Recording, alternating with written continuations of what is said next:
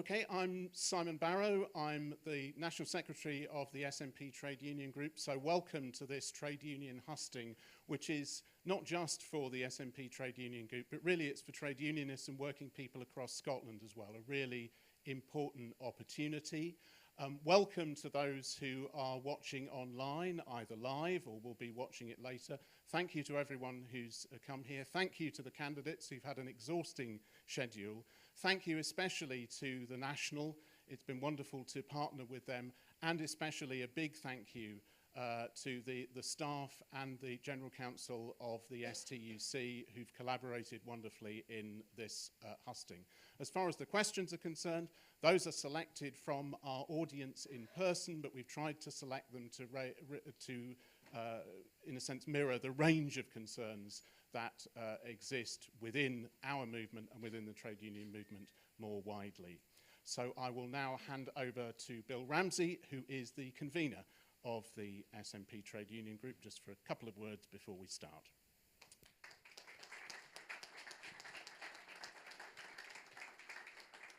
Thank you, Simon, and welcome everybody, as Simon said. A few words about the Trade Union Group before I hand over to Roz. The Trade Union Group has got 2 or 3 functions, and literally a few words about each of them. One of our functions, obviously, is to promote the principles and the practices of the trade union movement, the Scottish trade union movement within the Scottish National Party. And we do that by holding events and by providing speakers to party branches. Many of you will have been involved in those before lockdown. The other thing that we do is outwardly looking, where we engage with the wider trade union movement, with the various affiliates of the STUC and the STUC itself, promoting Scottish independence and the powers that sovereignty brings to working people. That's the sort of second thing. And the third thing we do is in relation as an affiliated organisation of the party, its biggest affiliated organisation with many thousands of members, is to take part in the democratic policy formulation processes of the party through conference and council and things like that. But one final very important point. We are the biggest affiliate of the SNP, and we have a remit that covers the whole of the country. But as I've said on various occasions, we have the resources of a large party branch, if you want to put it that way. And so our Patreon account is very, very important, that the members of the Trade Union Group, those of you who are within our very large mailing list, sign up for as little or as much as you can to our Patreon account, because without that income, we wouldn't be able to organise our live events, which is, you'll know we had 4 or 5 of them after lockdown last year.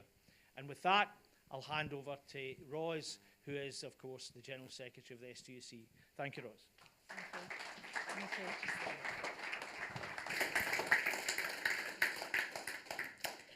So, good evening, everyone. I'm delighted to be hosting tonight's proceedings on behalf of the STUC, and I'd like to welcome the SNP's leadership candidates to this hustings tonight, and thank you for coming. And tonight I'll be putting questions on your behalf to the SNP leadership candidates that represent the burning issues facing ordinary trade union members right across Scotland. And this leadership election will, of course, be a decision for you, the SNP members, but the outcome that it gives will determine our next First Minister and will be far-reaching for all of Scotland's people. So tonight I'm very keen to see if our candidates will demonstrate their willingness to listen to workers and to act on the issues raised. And I'm hoping that the answers given will reaffirm the Scottish Government's support for the trade union movement in Scotland as a key partner. Now, in a moment, I'm going to invite each of the 3 candidates to come to the rostrum and make an opening statement of up to 7 minutes. I'm going to invite them in alphabetical order, and then I'll invite them in turn to answer questions put to them by our audience tonight. Our audience are made up of trade unionists, but they are all SNP members. And each candidate will be given the opportunity to answer all of the questions put by the audience and perhaps a few follow-ups and probes from myself to follow up on those questions. They'll each have around 2 minutes to answer each question, and at the end we'll give you all 2 minutes to sum up at the end of tonight's hustings.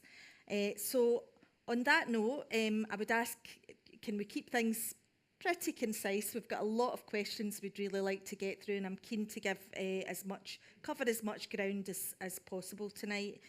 So I'm going to ask our first candidate, Kate Forbes, to come to the rostrum and make your statement. Thank you, Kate.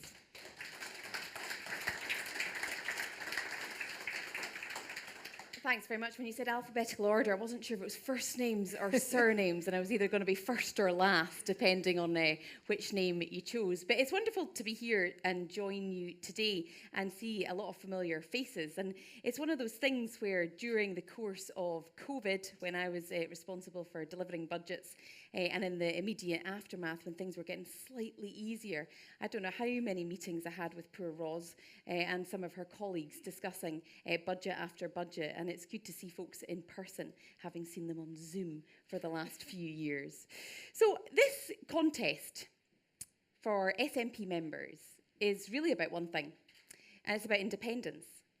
But for those beyond the SNP and the Yes movement, it's about what we're going to do differently to improve workers' rights, to improve outcomes for people in Scotland, and to improve our public services. But for me, and for many SNP members, they're two sides of the same coin. Because actually independence is never about an end in and of itself. Independence is always a means to an end. And perhaps nowhere is that more obvious than when it comes to workers' rights. For years, for decades, for centuries, we have been working to improve workers' rights against the odds. And there have been huge strides of progress. But we're now currently grappling with a UK government that is intent on eroding those rights. Not even a debate or a discussion about improving rights. It's actually about ensuring that we protect what we have. And when it comes to independence in this contest, my fundamental approach to independence is that independence is a means to an end. It's an end to poverty. It's an end to that constant onslaught from the Tories in Westminster. It's an end to the injustices, not all of which we can deal with right now with the powers of devolution. And it's an end to the social, economic inequalities that plague this country. And the outcomes that we all want to see are the outcomes that are so aligned with the STUC and the SNP trade union group, which is the fact that at the end of the day, whatever our vision is for Scotland, there is no vision without workers at its very heart. I've talked a lot since the beginning of this contest about the need for a prosperous economy. But the prosperous economy is, again, not about widening inequalities. That prosperous economy is just one half of the well-being economy that we want to see in Scotland. Over the last few years, as somebody with responsibility for budgets and for the economy, I've been part of some of the pioneering work that the Scottish Government has led on the Wellbeing Economy Government's initiative, working with other governments around the world as to how we truly build a wellbeing economy, not just playing lip service to some of these deep-seated injustices and eroding these deep-seated injustices, but actually changing the outcomes that we see here in Scotland. And I wanted, with the time available, just talk about 3 different areas where I think that needs to be made real. The first is when it comes to the just transition. We know that in Scotland we are on a journey. We're on a journey to move away from fossil fuels and to a low-carbon economy. But often when we talk about transition, we forget about the just part. The justice, the fact that at the end of the day, we need to ensure that workers are at the heart of the move that we make away from oil and gas and fossil fuels to renewables. And there is an opportunity when we do that to right a lot of the wrongs that have been inherent when it comes to the oil and gas industry, where there is significant inequalities when it comes to wages and terms and conditions. But we need to do it in a way that keeps workers at its heart, moving at a pace that doesn't forget about workers, and ensuring that as we support, from a government perspective, new industries emerging, new businesses emerging, that we hold feet to the fire when it comes to workers. The second is the future of our public services. We know right now that there's extreme pressures when it comes to financial constraints. We know that we need to see reform when it comes to some of our key public services, not least when it comes to health and social care. And one of the first announcements I made as part of this contest is the fact that as part of the National Care Service, we need to put our workers right at the heart of that future. Now, I know that there have been some concerns raised by trade unions when it comes to the National Care Service, and it's about going back to the original plan when it came to the Feely Review, which is to ensure that at the end of the day, there is no care service without carers. There is no care service without our workers, and terms and conditions and wages need to be enshrined as part of that vision, not just to make it an attractive place to work, which is important because we need to ensure that we are attracting workers, but because at the end of the day, it's the right thing to do. You know, I know far too many carers right now who are working 2 jobs and can't afford their bills. And that is an outrage, particularly in the public sector, when it comes to the fact that government has a lot more levers. The last thing I wanted to talk about was areas where we have not got a high enough representation of trade unions. And I suppose from a rural perspective, as somebody who represents rural parts of Scotland, there are a lot of workers in Scotland who aren't represented as they should be by trade unions and therefore don't have a voice. And I think any government that cares about workers' rights and cares about workers' voices needs to work even harder when it comes to reaching those workers. So when it comes to fishing, farming, and a whole host of other rural areas, there is an important point here, which is that too often they are taken advantage of by big multi-global corporations because they don't have a voice. And a government needs to work hand in glove with trade unions and ensure that those fairer terms and conditions and that representation happens when there are workers who are not as well represented by trade unions. Because that's our vision for Scotland. Our vision for Scotland is to put workers at the heart of a well-being economy. A well-being economy means we don't just focus on economic growth, on GDP. It means that we focus on the things that really matter to people. It's prosperity with a purpose. It's not prosperity as an end in and of itself. So as I draw it to a close, because Roz has given me an eye, as I draw it to a close, I go back to where I started. We've got more that we need to do. We get it. But we also ultimately need independence. Because independence is not just a goal to celebrate. Independence is the way that we can improve outcomes for Scotland's people and ensure that workers are at the heart of our economic objectives and at the heart of our wellbeing economy. Thanks.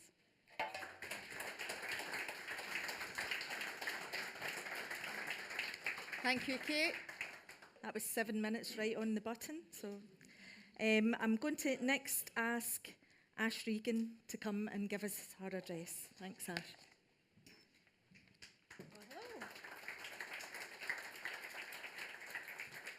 Hello everyone, it's a pleasure to be here to speak to you today. I think we've just completed our 8th SNP hustings earlier today.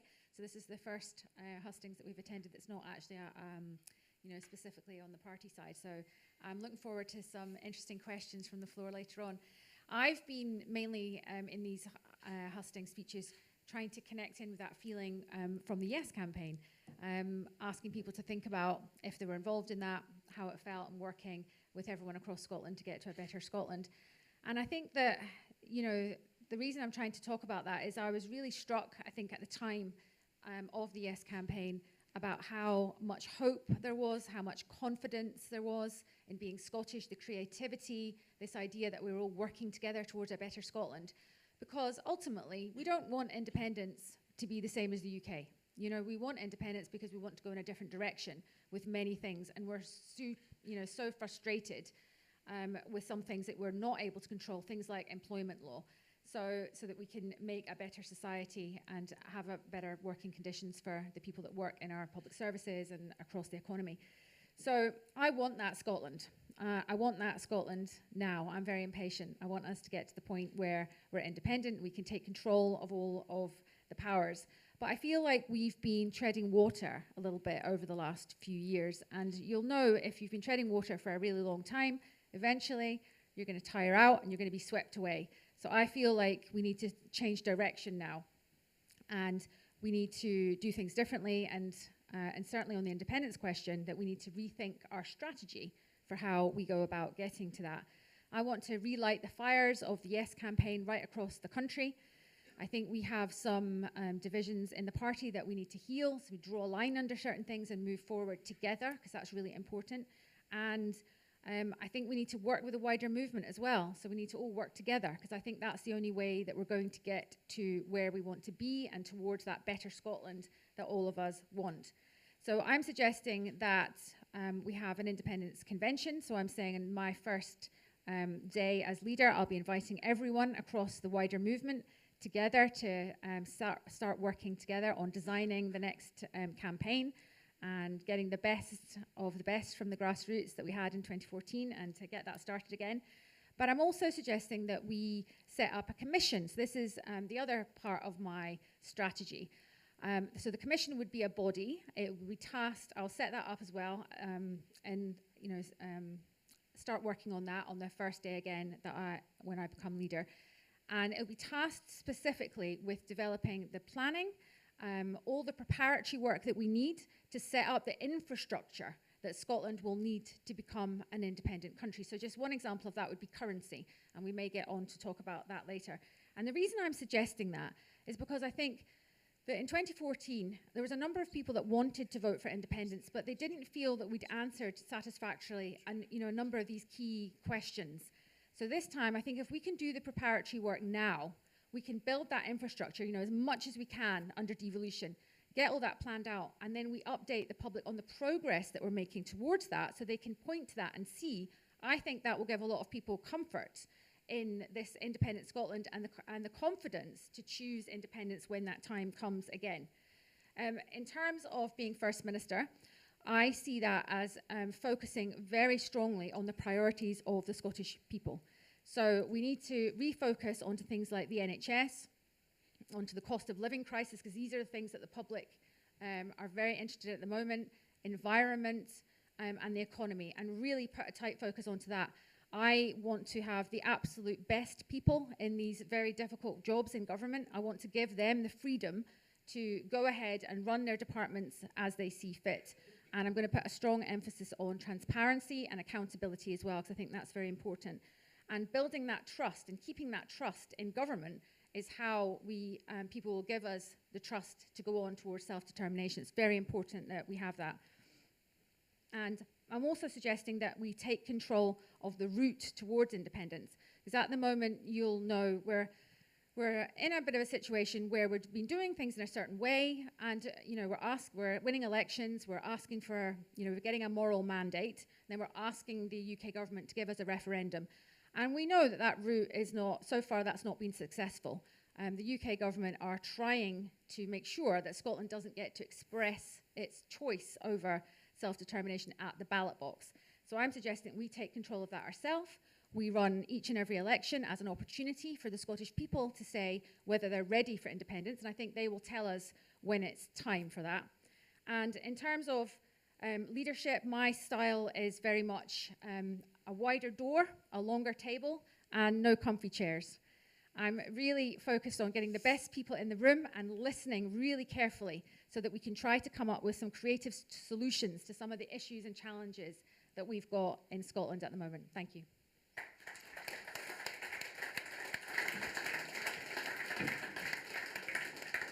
Thank you very much, Ash. And if I can now ask Humza to come and do his 7 minutes.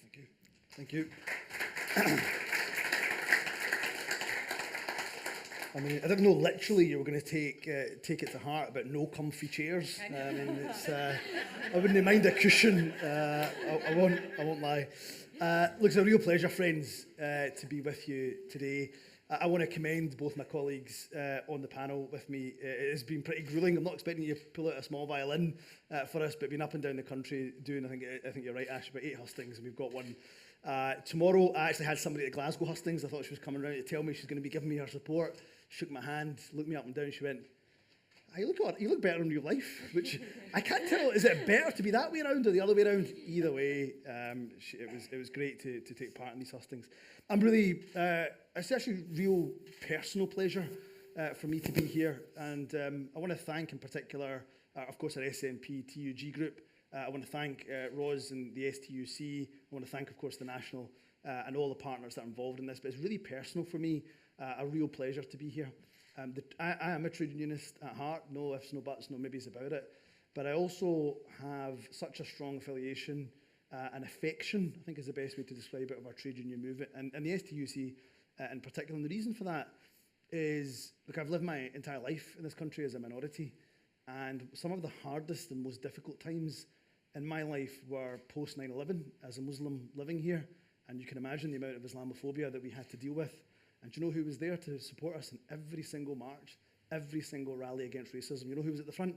The STUC and the trade union movement. Every single time. And yet, they should be applauded. They should be applauded for that. And they, of course, have the St Andrews Day anti-racism march, but it's not just the STUC would be the first to say. It is all of the trade unions that are part of that umbrella body and more, who have always been, I think, the moral compass, the conscience of our country. And in fact, I go as far as saying our SNP TUG group are the conscience of our party. You can see that through the motions that they have brought up time and time and time again. So for me, it's actually a real personal pleasure that they are friends of mine who have stood with me, the trade union movement, through some of the most darkest moments in my time. And I think I can speak for a lot of minorities when that's the case. So we are here to discuss, of course, who should be the next leader of the SNP, who should be Scotland's next First Minister. And my goodness, I don't think anybody in this room is convinced, but we need independence more than we ever have before now. Because the reason is we have a UK government that is lurching further and further to the right. And I don't know if any of you had what I would call the misfortune of watching PMQs on Wednesday, but it was one of the most despicable exchanges I have ever seen. The only bright light in that was our own Stephen Flynn, and it was on the issue of refugees, and of course the small boats issue that is dominating. But what was so depressing about it was not the anti-immigration, anti-refugee rhetoric of the Tory party, because you kind of expect that. It was the pale imitation of the Tories with Keir Starmer trying to outmuscle the Conservative Party on immigration and refugees. And there's just one example of why we need our independence, because of that lurch to the right. You can take any other issue. You can take the Tory cost of living crisis. You can take the fact, of course, that they're bringing forward an assault on our democracy through their Section 35 order.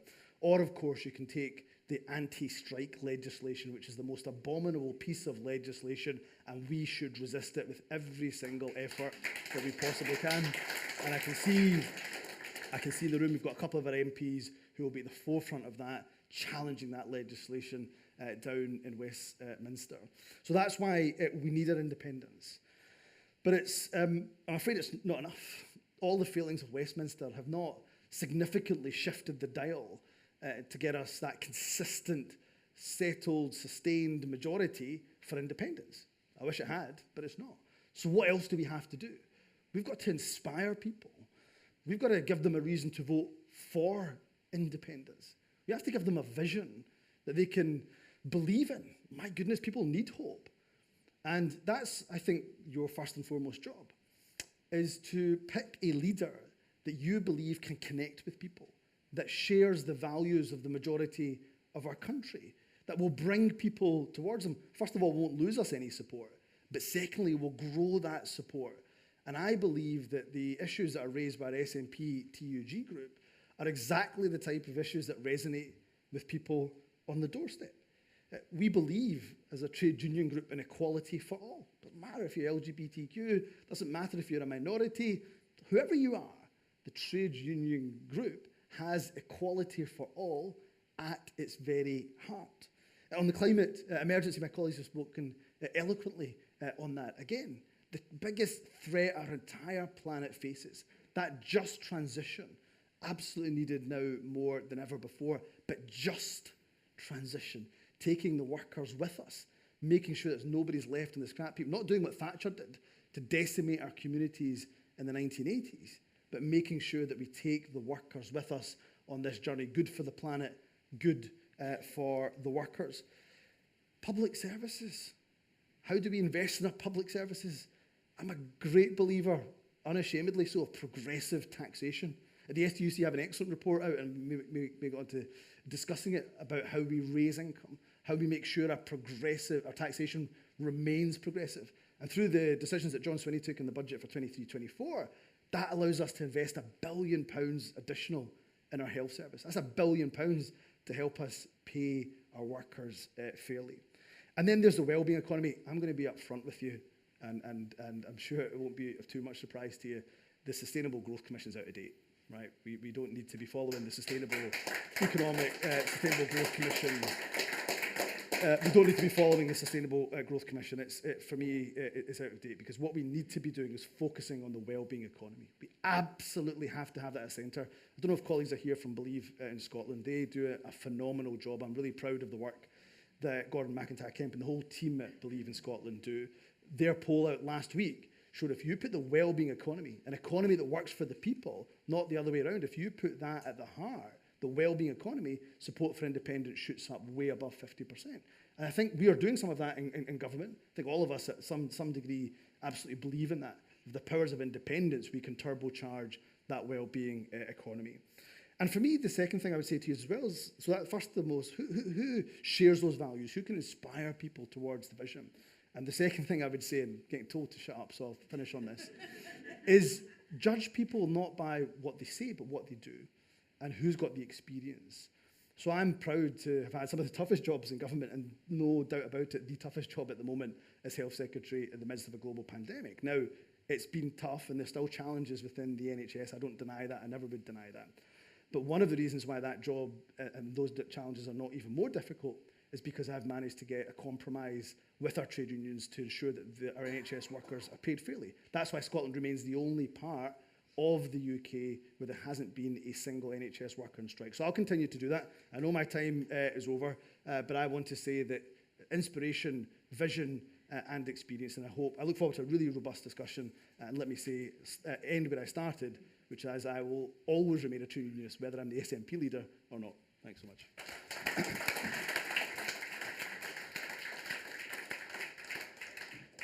Okay, so thank you very much to our three candidates. I'm going to move on now very swiftly to the questions, and we've received a number of questions in advance of the hustings from audience members, which I'm going to come to first, and if time allows, I'll take further questions from the floor.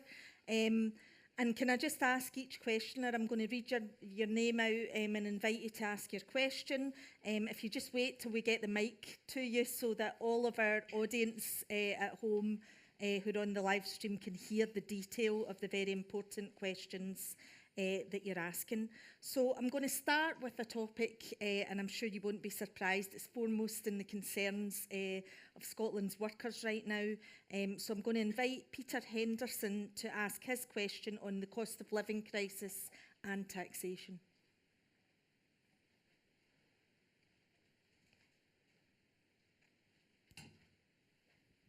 Thank you very much, Ros. On the cost of living crisis, the question I'd like to ask is there are limitations in the powers of our Parliament at the present time, and it suggests that in the short term before independence, taxes on property, land and wealth represent the best opportunity for funding our public services. And as a local councillor, that's very important to me. And rebalancing the wealth in the country. As it's been stated, the STUC's produced a very good report on fairer taxes. And I would like to ask the candidates, would you comment to bringing forward in the programme for government actions that will give the Parliament and local councils the powers to take take the wealth, tax the wealthy, please? Thank you very much. Thanks, Peter. I'm going to come first to you, Ash Regan, on that one. Thank you. Yeah, good question. Yeah, so I support progressive taxation. I think we are all... You'll need to use your mic, Ash. Sorry. I think, you know, we're all very aware at the moment that we need to get more investment into our public services. We need money to invest in infrastructure, which I think is a really important part of how we develop the economy for the future and create jobs as well. and for economic development in general. So I, will be willing to engage with anybody who's got, coherent, workable plans for how we would do that. There's one thing in the report that I definitely do support, and that's the idea of the land tax. So this is something that's been coming up at a lot of the hustings. I think there's a lot of interest in council tax reform, or looking to replace council tax with another way of doing things. And I also think land reform is a big part of this puzzle, a part of this picture as well. So I think if we can't get a serious approach to land reform, we're going to be struggling with a lot of the other things that we want to do to make Scotland fairer and to develop things in the way we would like to see. So I think we have done some good things as a government, but I think we've got a long way to go in terms of building on that and going further. Okay, thank you, Ash. So can I just check, would you, the last property valuation was 1991. We need a thorough land valuation as well. Would you commit to getting those carried out quickly? I would.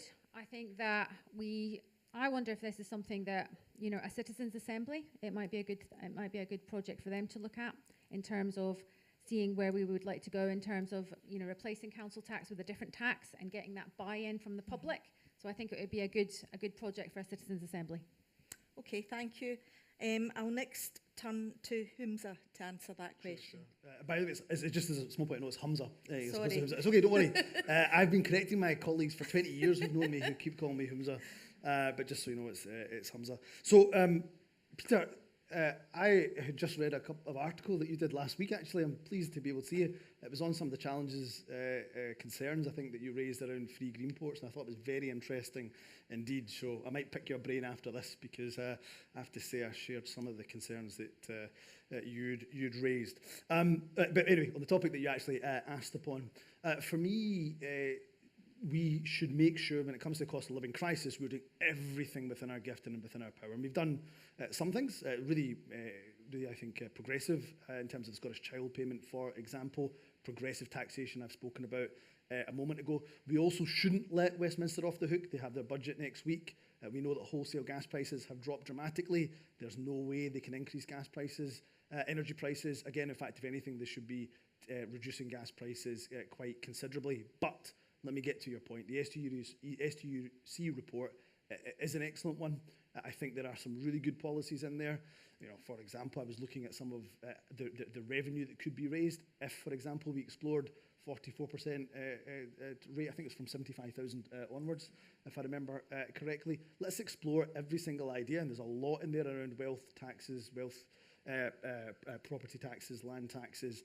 I do believe in progressive taxation. I think we can go further. It goes back to my exact point about if we are able to spell out a vision and devolution about what we're trying to do, then people will be inspired by what we can do, hopefully under independence. Live in the early days of a new nation. That's how we should be acting right now. And I think actually, you're right, a land valuation is undoubtedly overdue, so it's something I would absolutely want to see done. How quickly we can commit to that is something I need to look at the detail of, but I think you're absolutely right. It's definitely long overdue. And last thing I should say is one of the announcements I made, I think in the first week of launching my campaign, if I remember correctly, was on second homes. I want to give local authorities and local government the ability to raise council tax on those second homes so that they either act as a disincentive or you get that money to reinvest back into affordable housing. I think that can help with the affordable housing challenges that you're facing in local government level. Okay, thanks for that, Humza. Kate, over to you. Thanks very much. Well, cost of living is quite clearly the issue that is affecting households across Scotland. And the figures are stark. So just household income is forecast to fall by 7% this year and next year.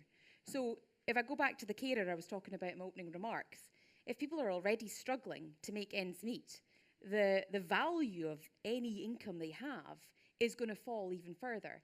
And I think at a time like that, government can think of what it might do in the dim and distant future, but at a time like now, what we need to do is get money into people's pockets. So we do that through the Scottish Child Payment. We do that through the Fuel Insecurity Fund. We do that through a whole host of other ways that we've established.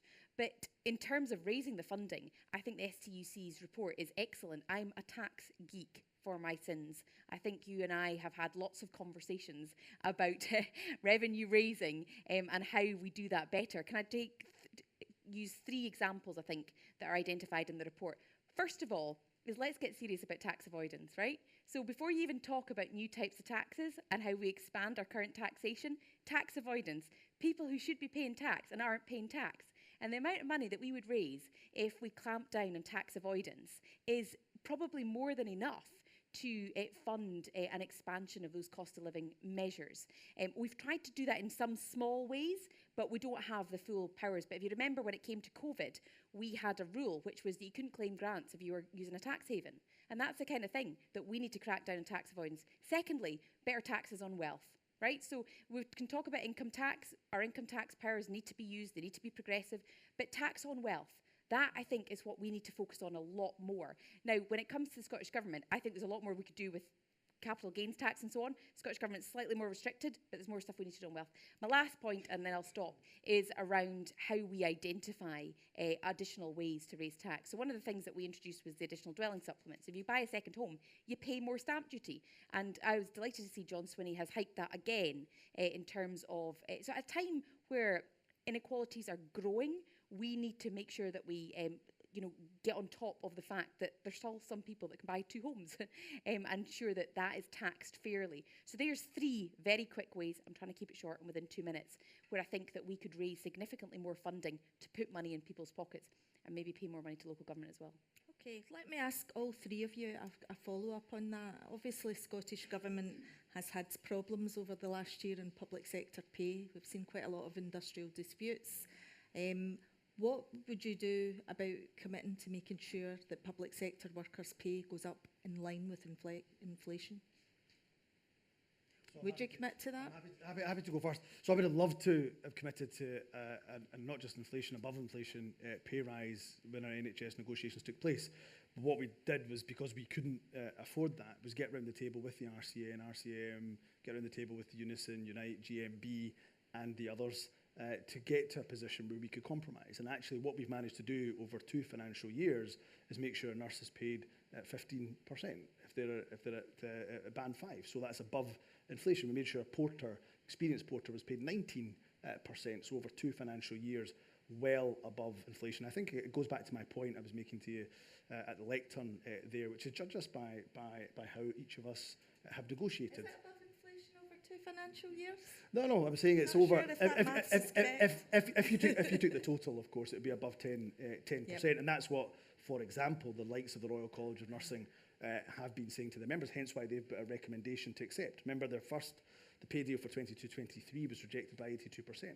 To turn that 82% rejection round to an accept recommendation by the RCN shows, I hope, that my approach to trade union relationships and negotiations is one that looks to seek compromise. I'm going to stop you there. Kate, so what's your commitment on that? My commitment is that at the end of the day, our workers are our public services, are our workers are our public services, no public services without workers. And we need to make sure that there is above inflation pay. That we know what the challenges are with doing that in terms of the overall funding available. But can I just say 2 things I think we need to do better? The first is to make sure that money actually goes on the front line.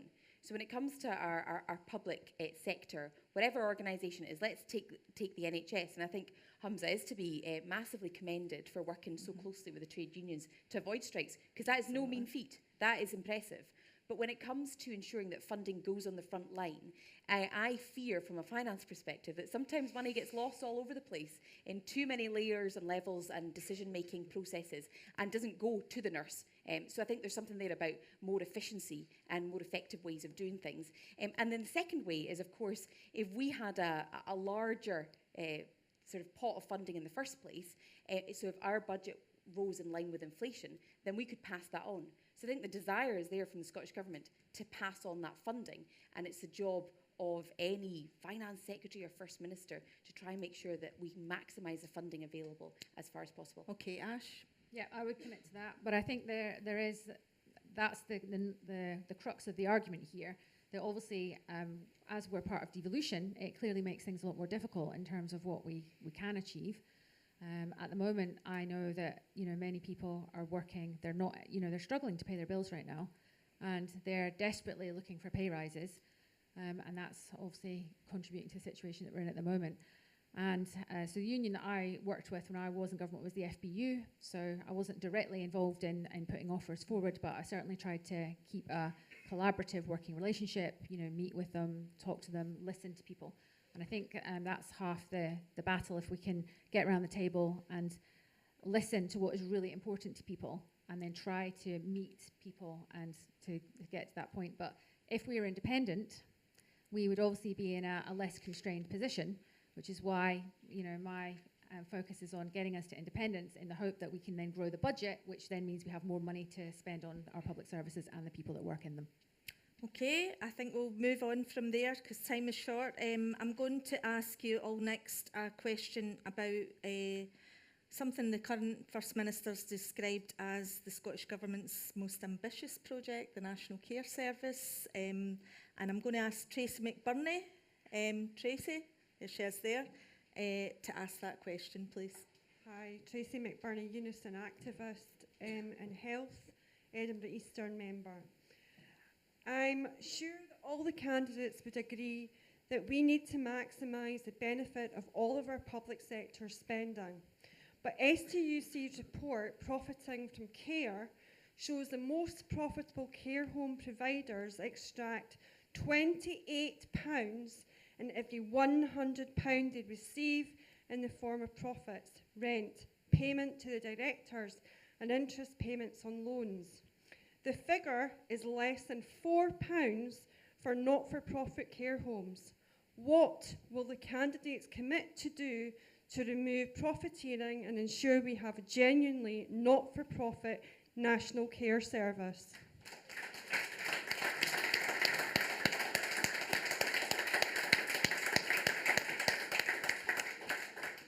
Thank you, Tracy. Humza. Humza, we'll get there. Don't worry, don't worry. We will get there. Sorry. No, it's okay. Honestly, it's not a problem. I do like winding people up. For me, that's a great question. So I maybe won't go into the whole answer in the National Care Service because you've maybe seen what I've said around the fact that we need a pause. And the reason why we need a pause, if I'm First Minister, is to intensively engage with our trade union colleagues, our local government colleagues too, and also those that most importantly have lived experience of care, because actually all of those groups from my, well certainly trade unions and Unison, I think I'm correct in saying actually believe in the principle of the National Care Service. It's just they have challenges with the actual bill, and the biggest challenge they have with the bill is around employment and staff and keeping them employed at local government level. I genuinely think there's a compromise there to be found, where we have a National Care Service, but we keep the staff locally employed, local co-design and local delivery. So I'll just say that in that vein. And you're giving me a puzzling look. I'll explain what I mean by that. Is the National Care Service can still have a national framework, and at the heart of that national framework has to be a few things. Fair work principles, that's actually literally on the face of the bill, but fair work principles, sectoral bargaining, and for me, really importantly, in the heart of your question is ethical commissioning. We have to make sure that those involved in care are not gleaming profits that end up in the Cayman Islands. You know, we should be making sure that is an ethical framework around commissioning. Now, there's some restrictions around that in terms of the powers that we have, but we should be pushing that as far as we possibly can. I don't want to see people profiteering from care. I want the best care models. I've spoken to every single health and social care partnership in the country, every single local authority in the country. And you know who does the best when it comes to tackling delayed discharge and providing care? Those that have local in-house provision, those that work with the third sector. And where is the most challenging? The biggest challenge, for example, we have is in Edinburgh, where it's almost virtually all privatised. So ethical commissioning will remain at the heart of the National Care Service. So, Humza, just to be very, very clear on that, do you think there's a role at all for profit in social care? So I think the private sector at the moment, because I don't think we could turn from the current model we have to a national care service without private companies being involved at this stage. I would like it to be, because the national care service is going to take some time, quite frankly, to be absolutely fully operational. So I think we want to get to a place where we have in-house provision, where we have third sector provision. What I'm talking about with ethical commissioning is those principles around actually, well, those companies that shareholders are putting money into tax havens like the Cayman Islands. That's, for me, the first step around ethical commissioning. Okay, that's clear. Thank you. I'm now going to ask the same question to Kate Forbes. Thanks. So that proves the point that there's definitely enough money in the care sector if you take the private care sector. So when it comes to terms and conditions and wages for staff, there's no excuse, because you see the dividends that are being paid out to shareholders, and they're substantial. And when it comes to the National Care Service, I think there's a huge opportunity. But if we go back to the original reason why the National Care Service was discussed in the first place, it was because there wasn't enough of a focus on workers' rights, workers' terms and conditions, and fair work basically at its heart. And get that right, and then you deal with that universal standard of care across the country. So I think there is an opportunity, but it absolutely needs to go hand in gloves with the trade unions. Because if the whole point here is improving workers' rights, because there's no care service without carers, then we do have to make sure that it has the confidence of trade unions. In terms of the approach, I think we need to put front and centre. I do think sectoral bargaining is critical. This is an example of an area where there hasn't been allowed enough trade union voice, and I think you see that in terms of the impact on terms and conditions. And I think we do need to make sure that it's not just that it's an attractive place to work because we've got better terms and conditions, but actually it's the dignity of the work. Is there any job more important in society than caring for vulnerable relatives, family members, and fellow citizens? No, I can't think of one. So the whole support in place needs to reflect that. I think that is about wages. I think it's about terms and conditions, but I think it's about more than that. I think it's about the investment we make in our carers. So if I could just finish with this. Last week I was visiting a worker-owned care provider, a social enterprise, Highland Home Carers, and the investment they make in, for example, learning and development is phenomenal. There's a care academy, they're investing there, looking after their workers, and I think that's the kind of model that we need to see, where we ensure that the work is the dignity of the work is reflected by the investment that is made. Okay, thanks for that, Kate. Let me just pin you down on a couple of key points then. So I've heard you state that you think carers should be paid £15 an hour. I think that's where we need to get you. Yep. Okay, and what's your position on profit in care? I think I would echo Humza's point that I think when it comes to care and vulnerable people, I would like to see a position where it isn't privatised, but I think there's a journey that we need to be on to get there. And you're committed to that journey? I'm committed to making that journey. Okay, thank you for that. That's clear. Ash? Thank you. One of my best friends actually works in social care. So I've seen and heard from her firsthand about her working conditions, how difficult it is, how much under pressure she is to, turn around these client appointments as fast as possible. That many times there's meant to be two people and it's only her that manages to turn up. So I think there's a lot more we can do there. I was the first candidate, I believe, to announce that I would pause the legislation if I become First Minister. But, pausing it isn't enough. This could be genuinely transformational, but we have to get it right. There's no point doing this, and especially giving it a name like that, if we're not going to deliver this properly and get it right. Now, if we pause it and we just keep doing things the way we have been doing, I don't think that's going to get us to the position that we want to be in. So we're going to need to go back to first principles, I think, almost. And if we let the sort of accountancy firms and consultants that have been designing this at the top carry on doing that, it's not going to get us to where we want to be. It's not going to be the service that we want. So I am suggesting we restart this process, that we co-design this service collaboratively with the people that are working in it, the frontline staff, because they've clearly got a lot to tell us about how we should be doing things. And that's all the organisations that signed that letter recently, that's what they want to see. And I think that is how we're going to get there. So we shouldn't scrap what we've got, but we certainly need to take it back to improve it and get it to the place that we all want it to be in. Okay, thanks for that, Ash. And similarly to the other candidates, your position on profit element in care? Yeah. I agree with the other two. I think that it would be nice if it could be, publicly delivered, but I think it'll take us time to get there. But that's not to say that we shouldn't have that ambition to do that under an independent Scotland. Okay. And can I just check with both of the other candidates other than Kate, what's your position on £15 an hour for care workers? Yeah, I mean, I think we should absolutely, that should be the ambition to get there. I would say that, of course, it is the finances that have been the restrictive element of that. I mean, I've wanted to increase, well, we have increased adult social care. I think it's important for anybody who's committing to it to make sure we're committing to a timetable on that and being upfront about what the cost of that would be. And it's really important that we demonstrate progress. We've demonstrated that. I'm the Health Secretary for a year and a half.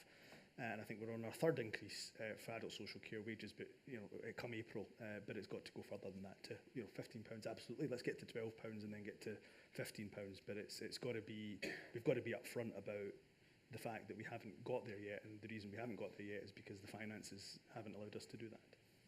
Well, once you introduce all those tax raising powers. And realign budgets. Yeah, absolutely. That's the key, isn't it? Yep. To realign Ash, budgets. just to let you finish on that Yes, then. agreed. I think it would have to be a stepped up process. I think we couldn't commit to go straight to that, but I think we can work towards it. Yeah. Okay, thank you very much. That's clear from all of you. I'm going to move on to our third question, which is from Scott Donohoe. Scott, you there? Yep. Got a mic? It's on Scotland and energy revenues. Thanks, Ros. On Scotland, just before I ask the question, I've got to say last year I was shocked and outraged at the price the Scottish Government got for these licences. It was an absolute, in my view, a real scandal. So the question is to the candidates, will you ensure that ongoing Scotland negotiations ensure that offshore wind revenues are maximised for the good of the Scottish people and are not extracted by foreign owners and private shareholders? Additionally, will you ensure that future offshore options auctions are not price capped so as to properly realise the better value and money for Scotland's resources, such was achieved by New York City and elsewhere? Thanks. Okay, thank you. And if I can just add a couple of more parts to that question up front for all of you. So as well as addressing that Scotland question, if you would just give us some information on whether you would be looking to establish a publicly owned energy company on renewables, which the Welsh Government's done, and would you commit to renationalising the grid post-independence? So I'm going to come first to Kate for that. Thanks very much. So I'll take them in turn, and if I forget any of them, I'll come back to you and So remind on you. the first one, in terms of ScotWind itself, what I think we need to absolutely, intentionally seek to avoid is what's happened with oil and gas. So whose lives have been improved by the vast revenues that have been gleaned from oil and gas? I look at the local infrastructure, let's say in Aberdeenshire. I look at the levels of poverty in Aberdeenshire and in Aberdeen. And you cannot see the, was it £300 billion of revenues? You cannot see the impact that have been taken into Westminster coffers. And I think when it comes to ScotWind, we need to look more broadly.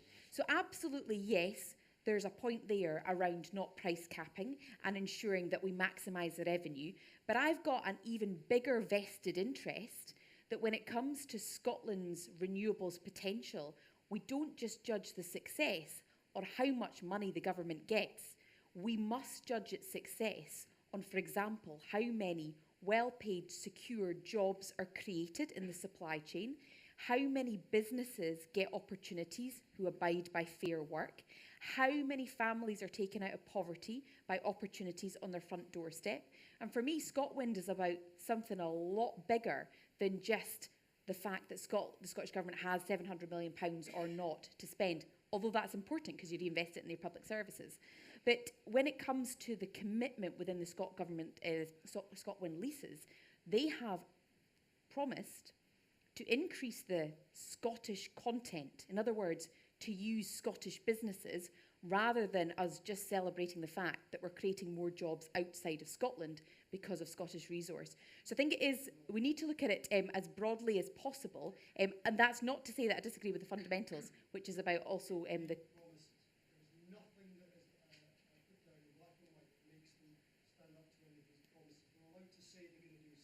So the question was about the future. The question is about what we need to do. Please. the question is what we should do in terms of our renewables, and I think the approach we need to take has got to be fundamentally different from oil and gas. And this is where you're going to remind me of the other two questions. Yeah, so we're asking you about a publicly owned energy yes. company. So yes, in terms of, again, using our renewables energy potential. But again, I've got a slightly broader vision for this, because I also think we need to think about how we better support far more communities to make use of the potential on their doorstep. There's a role for a national organisation. I'm not disputing that. But just a minute, if we believe in land reform, then we should absolutely defend a local community who has an energy potential on its doorstep, and they should be gleaning the benefit of that, seeing lower prices as a result, and not having to be spending considerably more money on accessing energy. I guess I see this particularly in the Highlands and Islands, where, just remember, the Highlanders pay more per unit of electricity, despite the fact it's our wind and our water, and that's an absolute injustice. So community energy company, yeah. Can I ask you then, post-independence, would you nationalise the grid? The whole energy infrastructure needs completely ripped up and started again. You know, the Western Isles waited ages in order to get the ability to export its excess surplus energy potential because of the infrastructure that doesn't work. And so we do need to start again, and I think if it's in public hands, it's more likely to deliver for Scotland's people. Okay, and just finally coming back to the comment there from the audience, would you commit then to making sure that ScotWind honour the guidance around locally sourced jobs? Absolutely. That is so going to have to be the mark of success. Following that up as a high priority. It has to be the mark of success. Okay, thank you, Kate. I'm going to move on now to Humza. I got the biggest cheer tonight. Gosh, that cheap applause. So let me try to take, and again, please do remind me if there's a question I don't answer.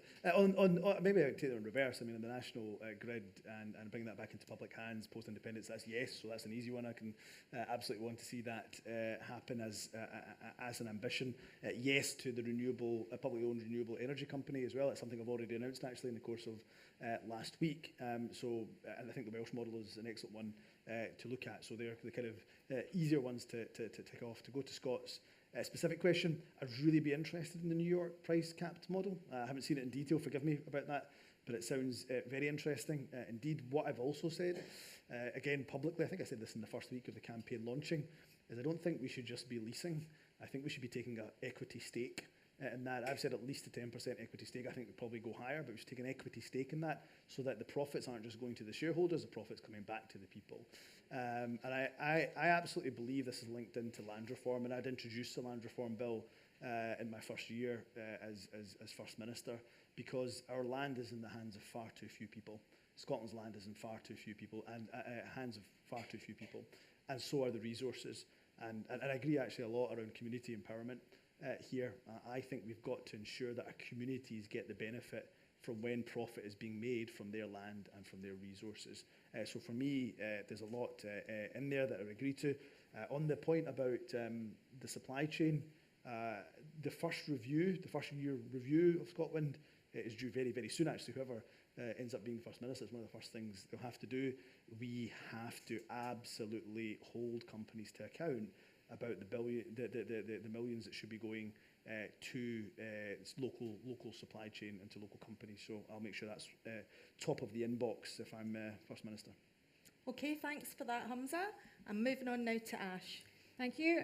I mean, I was very, very unhappy with the way that ScotWind was negotiated, and I just can't believe that it wasn't possible to negotiate a share, an equity share in that for Scotland. So if I become First Minister, I think, contracts have been signed. Obviously, this is subject to confidentiality, but I wonder if it might be possible to relook again at that and see if there's anything that we can do to improve that situation. And I think there are some experts who know how to, build public ownership of energy. Perhaps we can bring some experts in to really look at this very carefully and see if we can get a better deal for Scotland. Because we know Scotland didn't get the benefit out of oil. If you look at Norway, we all know the story there. It's been such a shame that we've missed out on that. We cannot afford to go down this road again, and we must not do that again. So I've set out my plans for a publicly owned energy company over the last few days, and I think I've actually identified an existing tax that could be rediverted in order to give seed funding, at least initially, to get that started. I think it's so important that we get, and obviously we all know at the moment with the energy prices, this is something we absolutely have to get to grips with, and as fast as we can. So if I'm First Minister, I'm going to look again to see if the National Energy Company is something that we can progress under devolution and try to get something started on that, you know, in the hope that there is something we can do there. But obviously under independence, that is, you know, that's a commitment that I would do. I was at Flowwave last week, so that's a testing facility. It's got a big tank, and they can recreate storm conditions and all that. So that's where they test the turbines and the wave technology. You know, and they were saying to me, we've got, you know, probably the best leading innovation in that type of renewable technology right now in Scotland. We've got it here. And we're very good at getting the initial investment, you know, the seed fund to get things just started. But we're missing a trick with that scaling up where you need that big investment and you need very patient finance is missing. So there's more of a role, I think, in there for the Scottish National Investment Bank, because if our own National Investment Bank can't provide patient funding to help us develop our own industries, to give us those, the supply chain, you know, and the good quality jobs that we're going to need if we're going to transition, you know, we need to think again about how we set these things up. So I'd be looking to see if we can do that. And in terms of the grid, yeah, I think we should be looking at renationalising that in the event of an independent Scotland. Great, thank you very much, Ash. Okay, I'm now going to move on, and I'm going to ask Lorraine Cowan to ask question number 4 on fair work. Hi, the Scottish Government is committed to making Scotland a world-leading fair work nation by 2025. But many of Scotland's businesses are lukewarm or even on occasion hostile to trade unions. This is also reinforced by the UK Government that is actively attacking workers' right to strike. What will you do now, using the powers of the Scottish Parliament to support trade unions? Thanks very much. So, Ash, I'm coming back to you on this one. Okay. I mean, when I was working for Commonweal, I remember I was reading, this is going back a few years now, so you'll forgive me, but I was reading this document. It was about how other countries, and I think it was Denmark or Germany, and it was about, they have a totally different type of industrial relations there. There's a much more collaborative working arrangement between the trade unions and the management. And it's not seen so much as a zero-sum game, you know, where everyone's, it's very, there's not as much conflict. So I'd like to see us working towards more of a model like that. So I think there's a role for government in there, in to try to create that leadership role and to get us into that sort of more collaborative working where the, you know, the voice of the trade unions is very strongly represented in things that we're doing towards, you know, in that area. Okay, John Swinney has responded to our request, saying that the Scottish Government will do everything they can not to implement the UK anti-strike laws. Is that something you'd commit to? Yes, I would certainly look to see if that was something we could do, yes. Okay, thank you. I'm going to ask next Humza to answer that question. We're going to get there. For me, a couple of things. First and foremost, even though we don't have full powers, as you know, of course, of employment law, we must demonstrate what we can do with the powers that we have. It's all about, again, it goes back to that vision. We want to inspire people about independence. How can they be inspired if we don't use every single leverage, every single lever, every single power we have at the moment to embed fair work principles right across both public and private sector where we're able to do. And that's why we've got to continue the work around the real living wage and real living wage employment. But for me, if we can set the gold standard within public service, and that's why it's so important, the work I've been doing with the NHS colleagues, I've agreed to review, for example, Agenda for Change and modernise Agenda for Change, because I just think it is not working for our NHS staff. It was not flexible enough. You know, the amount of nurses I've spoken to who've said they want to go from 5 days to 3 days, the health board doesn't show the flexibility. Where do they do? Where do they go? They go on agency. We have to pay them 3 times as much to get them back in to do those shifts. Makes no sense whatsoever. It's up to me. I think I want to eliminate agency spend in the NHS. Take time, I have to say. take time to have to get there. Can't do that overnight. So we've got to use the powers that we've got. And for our MP colleagues as well, because obviously most of the powers are reserved, I want to point to the fact that they're doing a phenomenal job trying to make sure that we can make fair work embedded not just in Scotland, but what we can do across the rest of the UK. So the SNP TUG group might have heard of this MP called Chris Stevens. He is very well known, doing a lot of good work. He's in my constituency, proud to work alongside him, doing excellent work in terms of the net zero, not net zero, zero-hour contracts bill, and I support that work and want him to continue to push the UK government on that. In terms of the anti-strike legislation, the minimum level service, I made it very clear. I met with the UK government on that. My health counterpart, there was a junior health minister actually, who met with me, and I told him that either he should carve Scotland out of that bill entirely. If they're not going to carve it out, I'm telling him now, and told him then, that we will not comply with a work notice, end of, full stop. And that's not just for the NHS. That's not just for the NHS, that goes right across the public sector. Okay, thanks for that, Humza. I just want to check, I noted with interest that you'd set out your post-independence vision and made a commitment to repealing anti-trade union laws. If Scotland was to gain devolution, would you repeal all anti-trade union laws if you got devolution of employment law to Scotland? Yes. End of. Thank Full you. stop. Okay. I like a yes/no answer from a politician.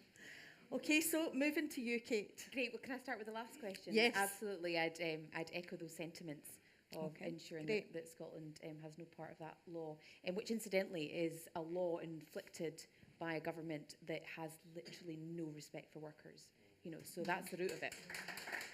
But in terms of what we do, I think Humza's absolutely right, so I won't repeat that part about ensuring that we lead by example with the public sector. The real tricky part is the private sector, because at the moment I think that we again need to look at how we give a lot more teeth to the work that we do with the private sector. We have obviously got things like the business pledge, but it's voluntary. People can sign up if they want to, or not sign if they don't want to. Obviously that commits them to fair work. But at the moment, the public sector is quite large in Scotland. You know, proportionally, it's larger in Scotland than it is elsewhere say, in England, for example. And so we've got a lot of point of contact with the private sector. You know, when we go out to tender, whether it's for construction projects, whether it's for other initiatives within the public sector, we are obviously weighing up bids that come in. And I think that is the way that you show teeth in terms of a business that doesn't have fair work practice, that they shouldn't be coming through the door when it comes to procurement. They shouldn't be getting opportunities when it comes to public sector work. The real difficulty comes when it comes to subcontractors. So they obviously tick all the boxes and, you know, they get a contract, and yet their subcontractors have been treated abysmally. So there's something there about how we give teeth to our commitments and ensure that when it comes to procurement, when it comes to regulation, when it comes to grants, in all of these things, you need to be able to demonstrate fair work. And if you're using subcontractors, so do they. Okay, thanks for that, Kate. I'm really interested in what you're talking about. So you'll know as Finance Secretary that we've got a procurement budget of about £13.2 billion a year for goods and services in Scotland. Do you think that that money should only go then to companies that are prepared to recognise trade unions and allow trade union access to their workplaces? Well, I think trade union access is one of the most obvious signs as to whether those workers have a voice or not. So I think that that is important. And can I say something else, which is, see, at a time of constrained budgets, we can't forget the amount of money that's spent on procurement. Absolutely. So actually that money is being almost used twice over, because you're spending the money to get the service, but you're also spending the money to improve outcomes for workers. So I do think that procurement is absolutely critical when it comes to improving standards. And just on that, I sat on the Fair Work Convention's construction inquiry, and we've made a series of very detailed recommendations about exactly what you're talking about, that the subcontractors, the downwind of the main contract that's awarded There's a lot of good recommendations in there about how we enforce fair work across, use procurement to enforce fair work. Would you commit to getting those recommendations implemented? I'd definitely be keen to work with you on that. And construction is probably one of the most tricky. So if you can grapple with the trickiest, some of the others might become a lot easier. Hospitality is another one where I think we need to do more. Well, we'll await the outcome of that inquiry with bated breath. But no, thank you very much for that all. And I'm now going to move on and ask Bill Ramsey to give us his question about the whisky industry. Thank you, Ros. The figures in this question were checked off by one Donny Blair, who started his life in the industry producing this stuff and ended his career in Poland and in the United States exporting the stuff and marketing the stuff. And notable experts, not just Donny, but they include Professors John Kay and John McLaren, as well as other industry insiders, have advocated investigating the use of existing powers of the Scottish Parliament for a production levy of the nearly 29 billions worth of whisky that leaves Scotland annually. Now, the actual whisky production annually is £34 billion, but the Scottish Whisky Association focus on the £5 billion for UK that's UK consumed, and that the revenue and customs actually get, have a look at. But £29 billion of that 34 billion leave Scotland and face no levy whatsoever. So the question is this: will you commit, the candidates, to such a feasibility study put forward by these experts, focusing particularly on the largest companies? We're talking about the big whisky companies. I'm not talking about the craft distilleries. We're talking about big whisky. Thank you. Thank you. And I'll come to Humza first on that. Yeah, look, I think it's well worth looking at any of our extractive industries, particularly the size and the scale of the whisky industry. You quoted a figure of 34 billion, of which I think only 8% would end up being taxed in relation to the UK Treasury. So I'd be up for looking at that. But we also, and I'll be frank about this, I want to be really careful about the unintended consequences. So you mentioned there the smaller producers and the craft producers. I'd want to make sure that anything we did in this space didn't impact or affect them, because we know the impact on small business of the cost of living crisis, high energy costs, etc., etc. So I'd certainly be up for looking at that, because we've got to diversify our income streams. And the STUC report again is a good. It goes into a fair bit of detail. So I suppose, to try to keep this question relatively short, absolutely be up for looking at the feasibility of it, particularly just that unintended consequences element. The principle and the broad principle of diversifying our income generation is one that I'm absolutely supportive of. Okay, thanks for that, Humza. I'll come to Kate next. Thanks very much. Just a little side point about, so I agree that we should look at feasibility studies across the Scottish economy, and particularly in terms of some of our key industries, not least industries where actually perhaps back in the day it used to be a lot of small locally owned local producers that were part of the community, and now it is just multi-billion pound big corporations. And I say that as somebody who's got a lot of whisky distilleries in our constituency, and some of them are really good at working locally and supporting fair work and supporting local communities, and others less so. The next thing I was just going to say is there's an interesting point here though about new levies and new taxes, because theoretically, technically, under the latest devolution of powers to Scotland, we can theoretically create our own taxes. But theoretically, so can Wales, and they've been banging their head off a brick wall with the UK government trying to get the new tax through, and there's been no movement from the UK government. So it's always interesting when the UK government says, right, okay, here's a power, you can create your own tax if you want, but you've got to ask our permission, and incidentally, we're just going to ignore you. So I think there's something there about, again, looking at what's we might be able to do, but recognising that when it comes to national tax, I would go so far as to say we can't actually establish any new national taxes, because the example in Wales was they tried to, and they're still waiting, probably for a reply. Indeed. Ash? Yes, is a short answer. I have said in all the hustings that we've been to that I think one of the key areas that we need to look at is looking at other additional ways that we can raise funding for our public services. So you look for other creative ways of doing that. So this would certainly fit into that category.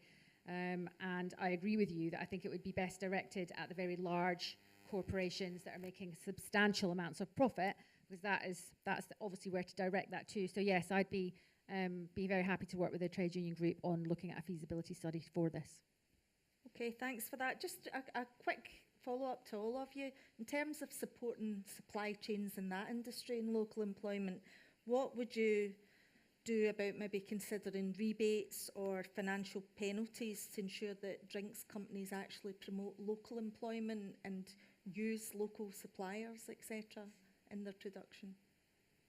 So it's not an excuse, but sorry, it's not an excuse. I think it's a really difficult one to enforce in Scotland with the lack of powers. It's not an excuse not to do more, but this is where the big opportunity is for Scotland, to make sure that it's, small businesses are the backbone of the Scottish economy.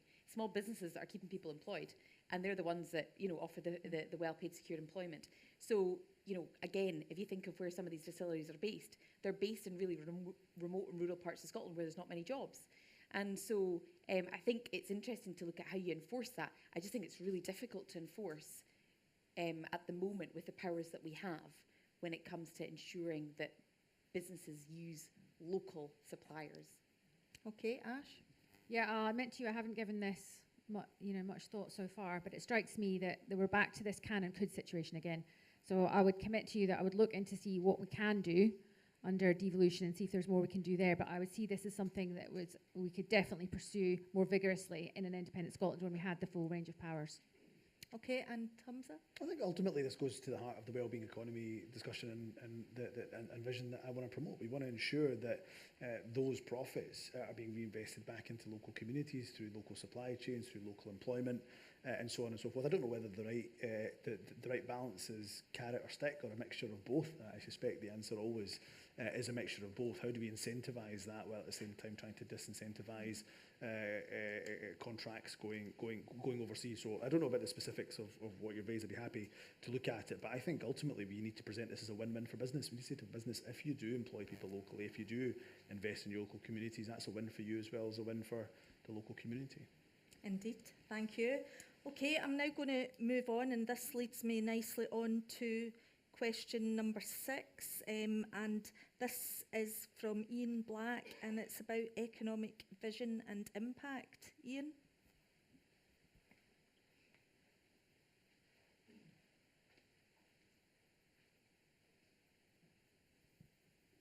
Thank you. Ian Black, UCU, Strathclyde University branch. The cost of living crisis is a failure of growth-based capitalism made worse by climate change. One of the most challenging conclusions of 50 years of research examining the relationship between GDP growth and greenhouse gas emissions is that it's highly unlikely, including under green growth policies, that we can focus on growing an economy and successfully avoid 1.5 degrees of warmth. So if this is the case, can you please explain how your economic vision gives us a realistic chance of reaching our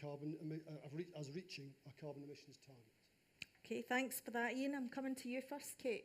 Thanks very much. So I think you present the two challenges that we're facing extremely well, which is ultimately, if our objectives are on one hand to mitigate climate change or to reduce emissions overall, and at the same time to eradicate poverty through the creation of well-paid, secure jobs, how do we do it? And I think we need to be upfront and recognise that there are some tensions in that in different industries in particular, and particularly when it comes to our overall vision.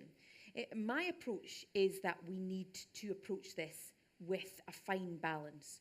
So if I take, let's say, if I take the example I used in my opening remarks about the just transition away from oil and gas, we know we need to transition away from oil and gas. We know that we need to move to renewables.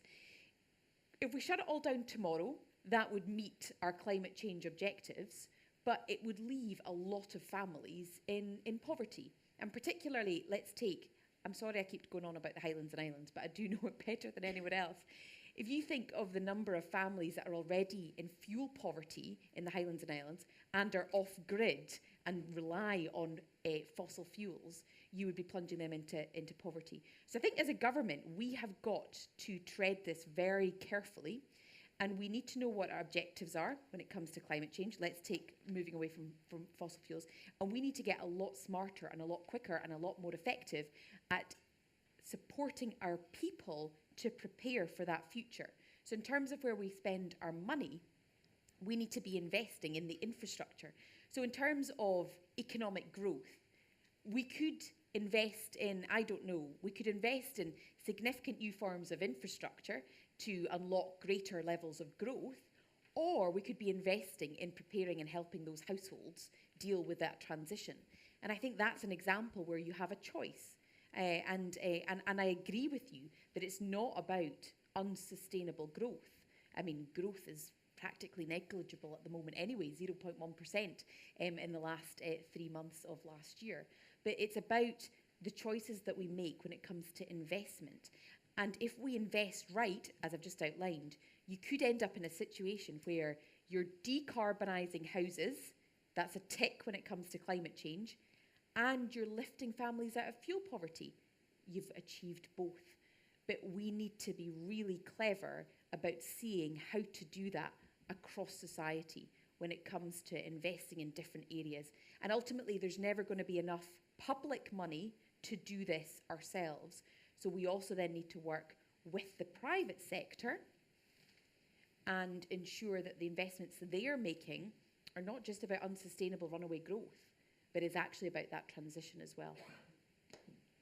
Okay, can I just check then, where do you see Freeports fitting into this transition? So see on Freeports, so I don't think that they do fit into the transition. So to my mind, Freeports were either going to be imposed on us, right? So they were either going to be imposed on us or we tried to shape them. Is it a perfect outcome? Absolutely not. But would I rather have rather ensured that we tried in some ways, obviously not good enough for most people, that we tried to influence it slightly, or did we just, was it either inflicted on us or did we try and influence it and shape it? And that was the question that we had. And I chose the latter because I always think if you're going to be an independent country, you should never relinquish responsibility. Okay, I'm going to move on and ask Ash to answer that question. Okay, thank you. So, I mean, we've been talking, I think, a lot about, just transition and moving away from oil and gas. And I've been really clear that we need to be very careful about the time frame that we do that. I'm committed to the jobs that are supported in there. We need to make sure we're able to move people into the jobs in the renewables. And I don't think we're there yet. So we just have to be very careful about that, because there's a number of, communities all around Scotland where those high-paid jobs are obviously supporting communities, and we don't want to see that those communities being hollowed out. So we need to have a think about how we get there, and setting targets and then not delivering them. We're not achieving that in terms of getting down to net zero. And I think we need to be honest with people that when we're shackled to the UK and the UK is dragging its feet on this, it's going to be very difficult for Scotland under devolution to make the progress that we want to make. And I see that those two bits are linked up there, in terms of the future economy and the changeover to the renewables. And we need to be careful about how we do that, and we talked a little bit about that earlier. So, however, I think that under an independent Scotland, I've seen some proposals for how we would get to net zero almost within years, a very, very quick process. However, you'd have to invest an awful lot of money into getting there, which under an independent Scotland you could do, because you could invest the money, and then the money that would come back out of that would go back into your economy, back into the government coffers. But you can't do it under devolution, because we wouldn't have the investment, and then the money would go back to Westminster. So I think we need to be clear with people that we'll do what we can under devolution, but the opportunity for us in terms of an independent Scotland is vast there. And I think people will understand that, and I think that's another reason why I think people will be drawn to vote for an independent Scotland, because they can see that potential of where we're going with that. So can I ask you, how would you actually work with trade unions right now to ensure that there is a just transition and that workers aren't left behind if we're having a rapid move? Yeah, absolutely. So some of my team have been talking to the Offshore Workers Union. So I'm hoping to get a meeting set up with them in the next week or so to talk to people and see exactly how we do that, how we protect jobs, and how we bring the trade unions into these conversations about working together for the future. Just so you know, there's a number of unions involved in the offshore sector, so we'll be happy to give you the full list of all of them. Okay, so I'm just going to move to Humza now. Yeah, thanks, Ian, for your question. I suppose it goes to the heart of what I was trying to present in my opening remarks, which is we have to inspire people with a vision. And by the way, they're not going to be inspired if we just import a failed Westminster economic model into an independent Scotland. So we've got to try to move away from that as best we possibly can and give people something that is inspirational about how the economy, the well-being economy, works for them, as opposed to the other way round.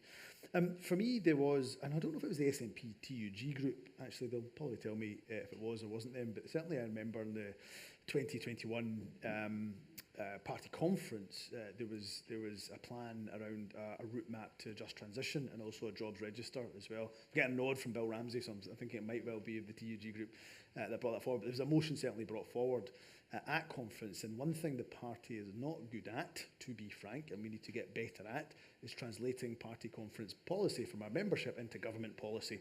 And we've got to be better at doing that. Yeah, I see lots of nodding heads.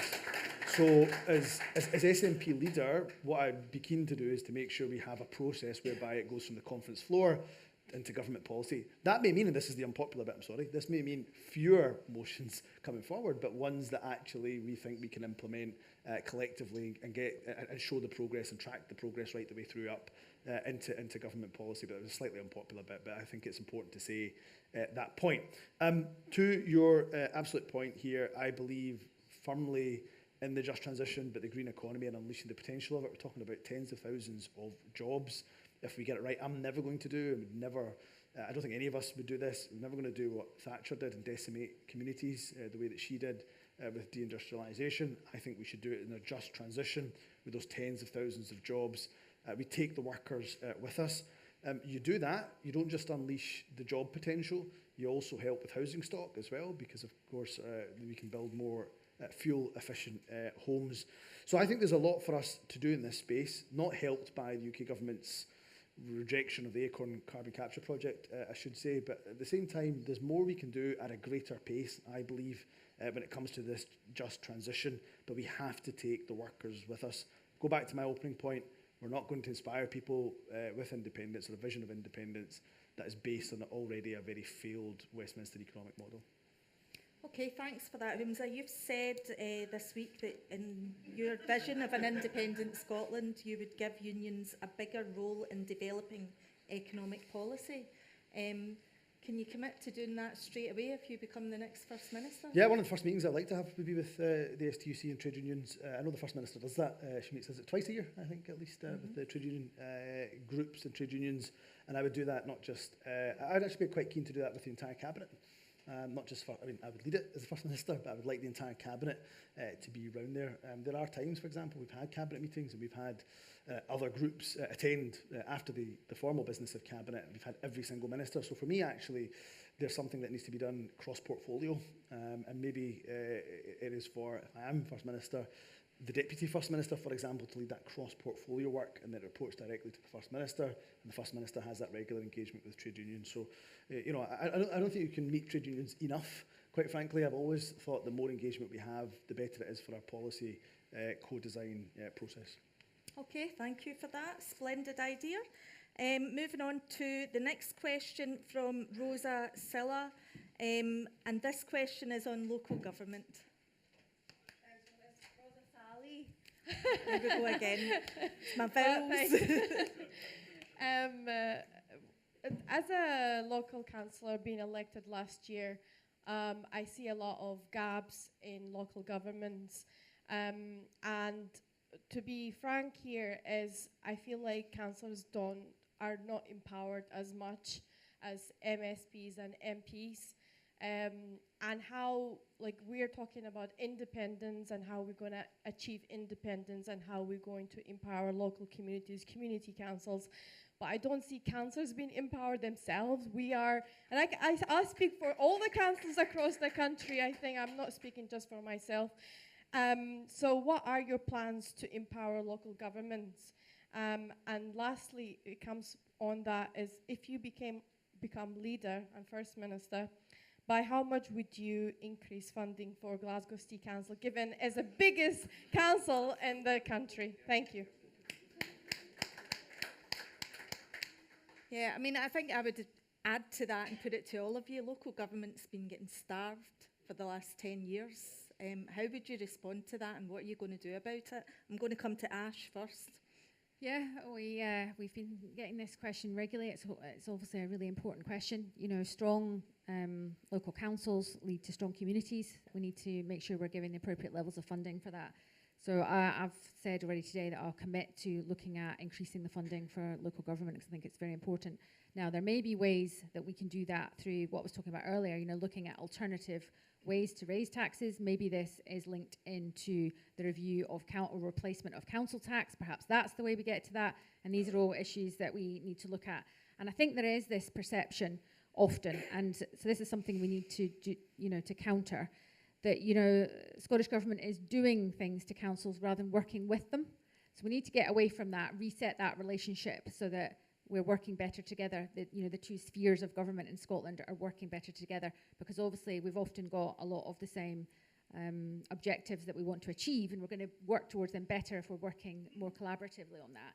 So ring fencing, I know, is an issue at local level, and I think that's something that I would commit to looking again at, see if there's more flexibility that we can find there, because I think often in a local setting, that feels quite constricting sometimes, and it doesn't reflect the local priorities that people want to reflect in their own local area. So that's something we can look at.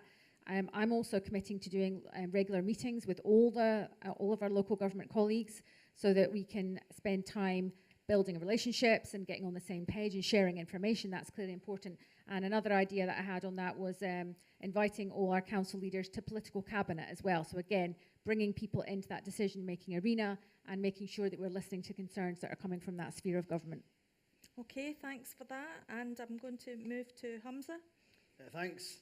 I know Councillor Sally very well. She's a councillor in my constituency. It was a shameless plug for additional funding for Glasgow, but understandably so.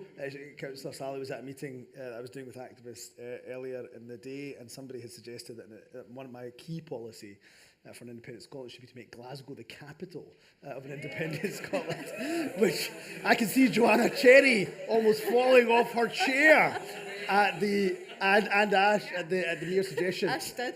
I of course. And Martin Doherty Hughes there saying Clydebank should be capital. I simply could not comment on that, even as a Ouija. Let me give an answer to your question, the important question. I absolutely believe in empowering local government. We have to have a new deal with local government. I would actually quite like to see kind of Butte House style agreement like we have with the Greens with local government. And I think for me, what's really, really key to that is giving you not just looking at funding, which is important, I take your point, review of funding, but also funding mechanisms as well. I would absolutely be up for loosening ring fencing. Probably not removing it altogether. I think some suggestion has been about removing it altogether. I think that would be dangerous, given some of where Labour and Tory councils would probably not align with our policy in eradicating poverty. But I do think loosening significantly ring fencing would be really important. But also giving you, actually, in Glasgow City Council, Ricky Bell, who's in charge of the city's finances, has come forward. He tells me with a proposal around flexible funding arrangements, and they've not been accepted before by Scottish Government. I'd be very keen to look at that. And I think the point here, ultimately, is if you believe in independence, you believe in devolving power to as local communities as you possibly can. So I don't actually think we should stop at local government. I think we should get further into community councils as well. You'll attend many community councils. Of course, I'll attend them. We'll all attend them, I don't doubt. And we know the great work that's been done by community council colleagues on the ground. So we should not just stop at local government, we should get right into local community councils. I'll end on the point that the SNP has a significant amount of talent, an array of talent, and that's across our MP cohort, our MSP cohort, our local government colleagues, of course our wider membership as well. There is an opportunity. Nicola Sturgeon said this herself when she was making her resignation statement, that with her departing the highest office in the land, because she's such a dominant political force, it allows others to come to the fore. And certainly if I was First Minister and leader of the party, I want to harness all of the talent of the party and bring them to the table, including getting local government political cabinet, but actually how do we harness that talent of hundreds of councillors right up and down the country to help co-design policy in local government, as opposed to you making it feel we're imposing it upon you. Okay, thanks for that. You've talked about more flexibility, empowerment. You've talked about talent. What about showing us the money for local government? Are you going to increase the funding? I couldn't, look, I couldn't, not knowing what the funding settlement is going to be for example, 24, 25 and so on and so forth, I would absolutely want to make sure we're funding local government properly, that we're, where we can, increasing local government funding, but also loosening ring fencing. That's what helps. We know a lot of local government colleagues tell us, well, you may well be saying it's a real terms increase, but actually once you take the ring fencing into account, their argument back is that it certainly doesn't feel like that. So I think loosening the ring fencing can help with that overall money that they can spend as flexibly as they can in the local communities. Okay, thank you. On to Kate. Thanks very much. So this is something I believe in extremely passionately, because my vision for independence is that powers should be deployed by the people that are most affected.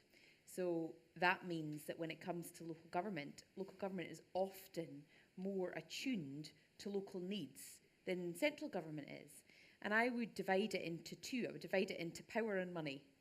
When it comes to the power, I think we do need to be empowering local government and local government teams a lot more. What does that mean? Well, it means that we don't just impose policies. Here's the housing policy. The local government doesn't feel like it's actually informed it or shaped it. It's actually been co-designed by local government and by national government.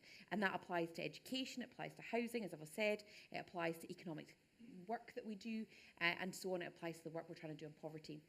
But local government is huge too. And it's about not just leaving that empowerment, as it were, in the highest ranking officers in local government. It's actually about the teams on the front line. It's about the carers that we've been talking about for the last hour or so. It's about the roads workers. It's about the refuse collectors. It's about the front line, making sure that they are empowered to make decisions, because they're the ones that are having to respond to situations. So that would be my first thing. So you could call that local government empowerment, but it's more than that. It's about community empowerment, because it's about individuals on the front line making the decisions. And then on to the money, because you're right, money matters. And I think there's two things that we need to do in that regard. First of all is I am extremely keen that we get rid of as much ring fencing as possible. So I would go to the other extent of saying that I'd far rather that we had a position where there was no ring fencing and actually we were agreed on outcomes.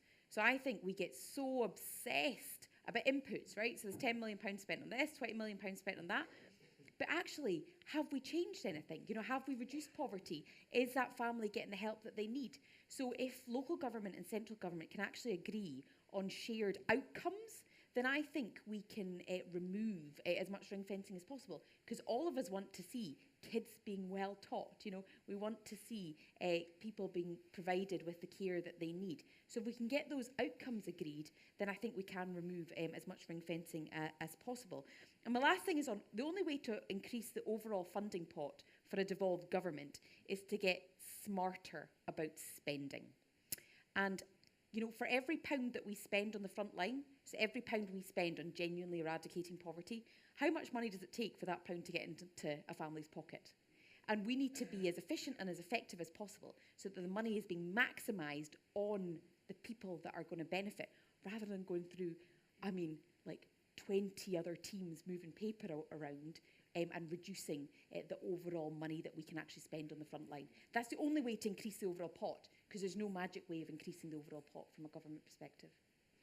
Okay, I'm going to move on because I'm aware of the time and I want to squeeze in as many of the last questions as I can. So I've got a couple of more questions here that I'm wanting to try and cover. So I'm going to move to a question about improving life for renters.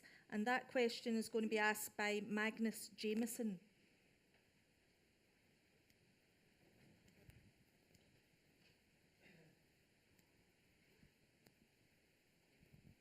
Thank you. Magnus Jameson, UCU.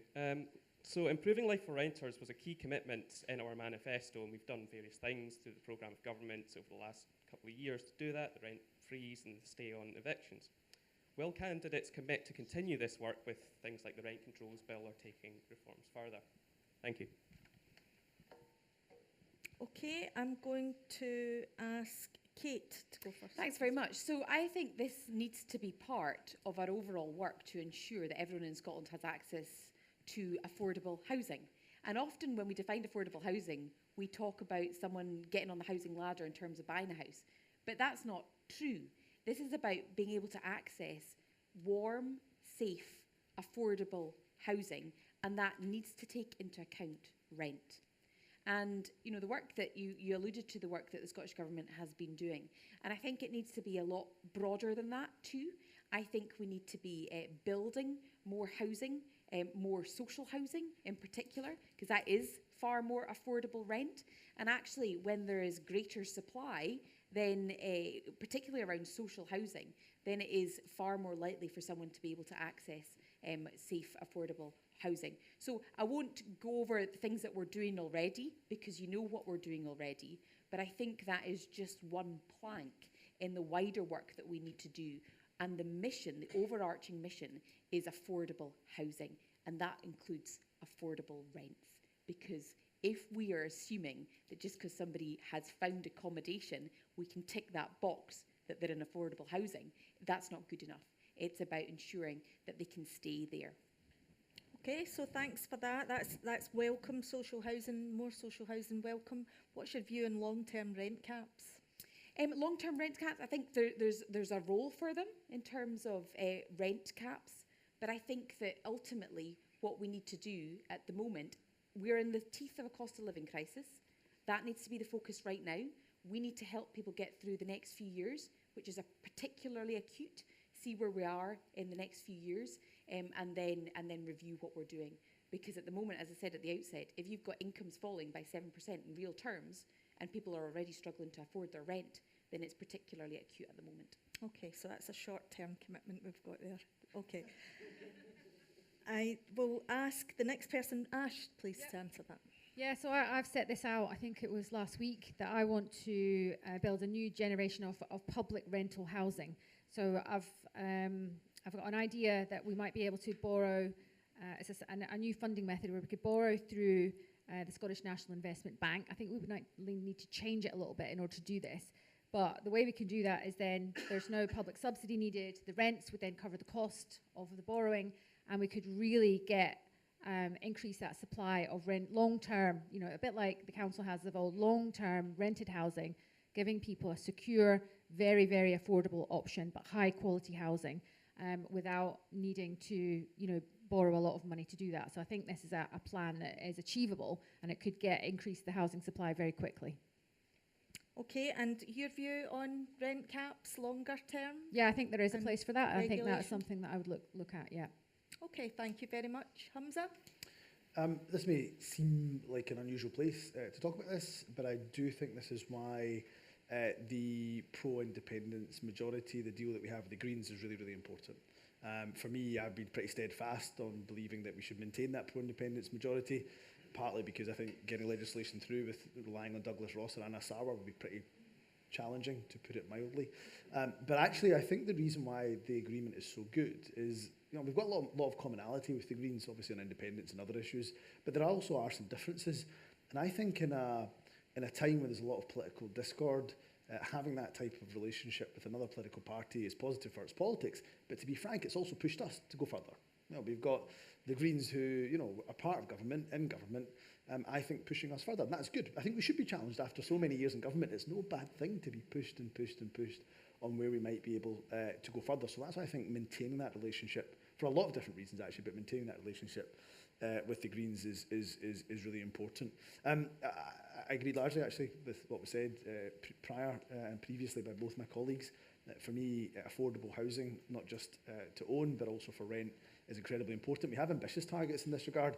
One of the first things I laid out after I launched my campaign, it was a £25 million fund to be able to buy back empty properties. not for private landlords, but back into the social rented sector. And it's gone down very well. It's particularly popular in rural areas, but I think it can play a part in urban areas in Scotland as well. I think rent caps are well worth exploring. Let's remember, during the global pandemic, we were able to bring forward, emergency legislation that was needed and required at that moment in time to help protect people who were facing eviction. And I think, that is something that shows that we can move quickly when we need to. That was an emergency situation, granted. But if we need to take radical and bold action, it doesn't have to wait for a global pandemic. We have a challenge at the moment with those that are facing not being able to get into the housing market at all, rental, let alone owning your own property. So I'd be happy to look at the issue of not just rent caps, but what more we can do to make rent affordable. Okay, I'm going to try and squeeze in one last question, and that is from Ian, I hope I get this right, Poig, on disabled workers. Doig, sorry. I knew I'd get that wrong. Ian Doig, Unison. What are the candidates supposed to do for a fair level of support for disabled workers in Scotland? Present barriers to getting employment are in place, as well as a significant pay gap for the disabled workers. There's many barriers in place and obstacles. Okay, I'm going to come to Humza first on that one. Yeah, first and foremost, I've pledged to make sure that we're working really closely with the SNP's Disabled Members Group. I was talking to a chap, Andy Jackson, who might be known to some of you here, who does a lot of good work with the Disabled Members Group. And this goes back to my point about harnessing all of the talent in the party. We've got a number of disabled members within the SNP. We should be relying on them to work with them around co-design of policy for both the party and then, of course, for the government when it comes to policies around helping people with disabilities. I take also the point that Ros was making around working with our trade unions. I think that's really important, but there's so many third sector organisations that are working and helping and supporting people with disabilities, again, ensuring we're working with them with the co-design of policy. I believe that the Equalities Impact Assessment that we have currently in government should be a lot better, to be frank. And I think we have found ourselves often in a place where we've built a building, take a hospital, NHS, and then we've had to make adaptation afterwards. It's not the way it should be. We should be, everything we are building in terms of infrastructure projects, we should be making sure at co-design, inception stage, that they are as accessible as possible. How do we do that? Not by government ministers in Edinburgh deciding, but actually sitting down with people, trade union groups, but also those groups and third sector organisations that are representing those with disabilities. For me, this gets to the heart, and I'll just end in this point. It goes to the heart of the wellbeing economy that I'm talking about, because I absolutely believe in progressive taxation, but I also believe in trying to grow our revenue base and get more people back into work. We do that not by creating jobs and say, hey, you get into work. What we do is we provide you with all the holistic support you need. For example, if you're somebody with a disability, all the support you need in the workplace environment to not only get employment, to maintain employment, so to make sure that, and that's a win-win for everyone. The individual wins into work as they want to be, getting an income, and at the same time, and at the same time, it helps with the economy as well. Sorry. That's fine. That's okay. So can I ask Ash to come in next?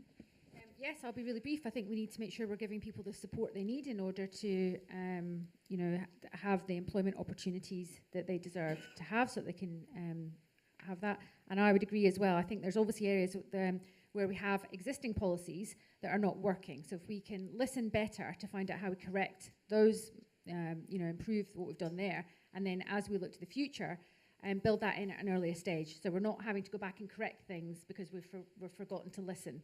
But we do it at the beginning so we can move forward and it's more accessible from the start. Okay, thank you, Kate. Thanks very much. I mean, looking at it a slightly different way, we need disabled workers. Unemployment is 3.3%. We absolutely need our disabled workers to have access to the labour market. And it's our wider economy that suffers when there are hurdles in place that prevent people who want to work from working. So there's a moral imperative, of course, to reduce those hurdles and remove those hurdles, which I'll come on to. But there's an economic imperative as well, because we need those talents and those abilities. And I think if I could just talk about two areas because there's a lot that we could talk about. The first is forms of government support often run out too soon. So where we have intensively provided support through employability funding, through No One Left Behind, for example, schemes like that, then there is support for, say, 12 months, and after 12 months of a scheme, it runs out, and somebody is left without being able to continue that employment. And I say that as somebody who's got a disabled uncle who's benefited from support, and after 12 months, it disappears, and they're left without the work that they had been working towards for the last 12 months. That's the first thing. And then the second thing is identifying the very varied hurdles that exist.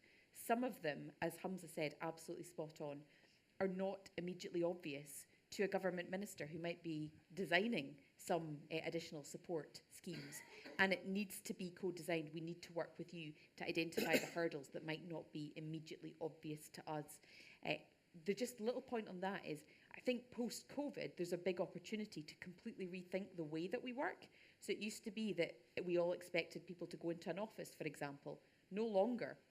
So able to work from home, that throws up additional new challenges as well. But it's that kind of flexible approach to work that I think we need to see more of to allow more of our disabled workers to access the labour market. Okay, Ian mentioned pay gap for disabled workers, and it strikes me that that's something that applies to a whole range of equality groups, gender, BME, whole range of areas. You're a big employer of the public sector in Scotland. Would you all commit to prioritising an equal pay audit across the public sector and taking action on that for all of those groups? Yes, great idea. And can I commend my colleagues at Glasgow City Council for the work that they've done on equal pay. There's always been challenges getting there, but the fact that they took a really bold decision that cost a lot of money to make sure that they address those equal pay claims, I think, is well worthy of merit and mention. But yes. So that's a yes from all of you, yeah. Great, I like to end on a yes, so that's good. So can we thank the candidates for answering the questions? And before we bring things to a final close, I'm going to ask each of the candidates just to come and give us a final 2-minute roundup to wind things up. So I'm going to ask Ash to start with that, then Humza, then Kate. So Ash, you're welcome to have the podium again if you want it, or do it from there if you want. No, I'll just sit here. Fine then. No, thank you very much for inviting us to speak to you this evening. It's been a pleasure to attend a Hustings and speak in a bit more detail about some other subjects. I had forgotten that we were doing the summing up now, so I'm just going to have to ad-lib this very quickly, and I won't take up too much of your time. I was just going to say that I think that in terms of the leadership contest, I think what we're looking for is somebody who can embody the values of the party. I think we're also looking for somebody that can carry the country. I would say that I've worked both in the private sector previously. I came into politics very late. And I also work for the third sector. You'll probably be aware that I used to work for Commonweal, and that was just before I got elected. So I believe that I've got a large amount of life experience that I can bring from previous work. I actually started work when I was 13 years old with my paper round, and went on from there. So I've got a lot of life experience that I can bring into this. And I'm also at the time of life where my kids have just gone off to university, and I feel that I've got an ability to focus completely and give that time and dedication to this role that it requires at the moment. I believe I've got a plan and a strategy to get us to independence. And if you pick me to be your leader, I'll be absolutely relentless in pursuit of getting us to that point where we can finally put Scotland's future in Scotland's hands, where it belongs. Thank you.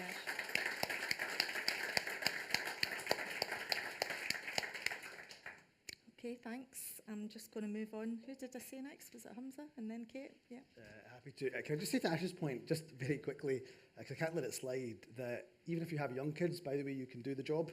If you have a family, that is the whole point of fair work, of course, and allowing people those opportunities, giving people those opportunities to have young children too. But I won't give you the whole pitch, because you've heard from us all here today. What I think the question for you as SNP members is who doesn't just talk the talk, but who's walked the walk. So look at the experience of each of the individuals here and, of course, make a judgment. And what I would say from my perspective, as I've said already, whether it was in transport and working with good friends at RMT or ASLEF, whether it was Justice Secretary and working with the Prison Officers Association or the Scottish Police Federation, whether it's the NHS role, the Health Secretary role that I've got in working with the whole myriad of health trade unions I've worked with, I've always had not a good relationship with just trade unions, a solid relationship with meaningful engagement and respect. And I'm pleased that that's been demonstrated in the recent round of health pay negotiations. And then also, who has the vision? Who truly believes in the values that you have? Who truly reflects the majority values of the Scottish people? Because if you pick somebody who's a leader who does not have those values, winning independence for us is going to be really, really difficult. And I just want to end on this with my colleagues, who I've had a great pleasure of sharing the stage with and panels with right across the country. We've got Aberdeen tomorrow too. They might be sick of the sight of me right enough by then. But what I would say to you is this, that we are stronger as a team, absolutely stronger as a team. We will deliver independence as a team.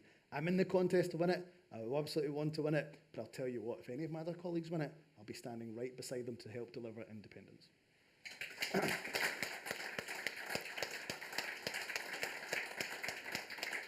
Finally, Kate. Thanks very much. Well, I enjoyed that so much I almost forgot it was an election contest, because I think that's really re-energised me, certainly, in our discussions about Scotland's potential, Scotland's future, the injustices that we need to fix.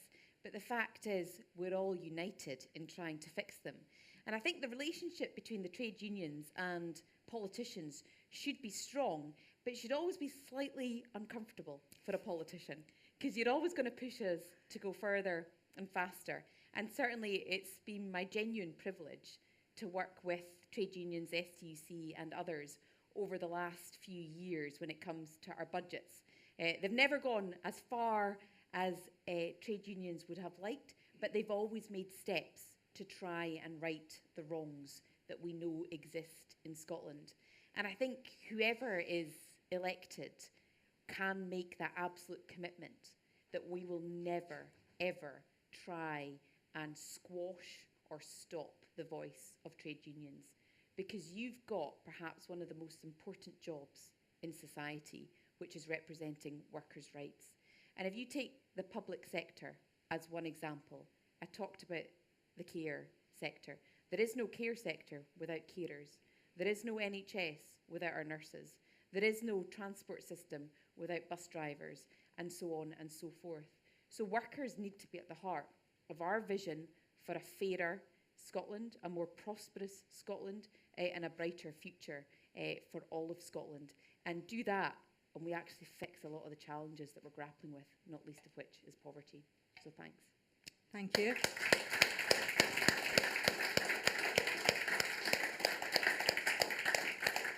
So I'd like to thank all of the candidates for their attendance tonight, and I'd like to thank the SNP Trade Union Group for organising this, and the National.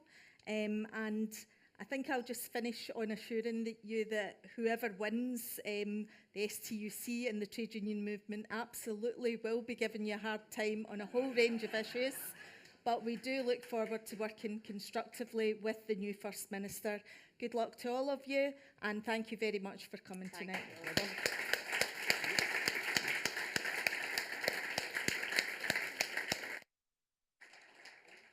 And if I could just add a comment at the moment from the SNP Trade Union Group, a huge thanks to Ros Foyer for chairing so wonderfully. Thank you.